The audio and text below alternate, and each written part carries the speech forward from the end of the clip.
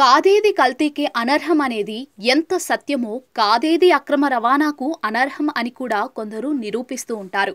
పోలీసుల కళ్ళుగప్పి తప్పించుకునేందుకు కొందరు వివిధ రకాల వస్తువులను చిత్ర విచిత్రమైన పద్ధతుల్లో రవాణా చేస్తూ ఉంటారు.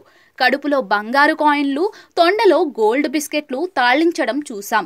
అలాగే కూరగాయల లోడులో గంజాయి తదితరాలను తాళించడం కూడా చూసాం.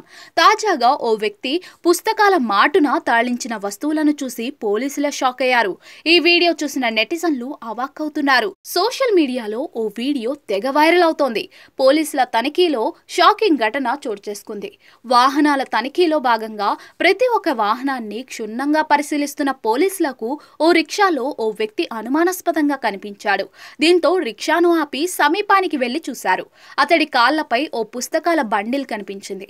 అలాగే పక్కన కూడా మరికొన్ని పుస్తకాల బండిల్స్ కనిపించాయి. అయితే చివరకు వాటిని కూడా తెరవాలని చెప్పగా తప్పనిసరి పరిస్థితుల్లో ఆ వ్యక్తి పుస్తకాల బండిల్ ను విప్పేశాడు. అయితే మొదటి పేజీని తీయగానే లోపల మద్యం ప్యాకెట్స్ కనిపించాయి. పైకి చూసేందుకు పుస్తకాల తరహాలో కనిపిస్తున్నా కూడా మధ్యలో మొత్తం మద్యం ప్యాకెట్లను నింపేశారు. ఈ సీన్ చూసి అక్కడున్న పోలీసులతో పాటు జనం కూడా ఒక్కసారిగా షాక్ అయ్యారు. మద్యం ప్యాకెట్లను స్వాధీనం చేసుకున్న పోలీసులు అతన్ని అదుపులోకి తీసుకుని స్టేషన్ కు తాళించారు. కాగా ఈ వీడియో ప్రస్తుతం సోషల్ మీడియాలో తెగ వైరల్ అవుతోంది.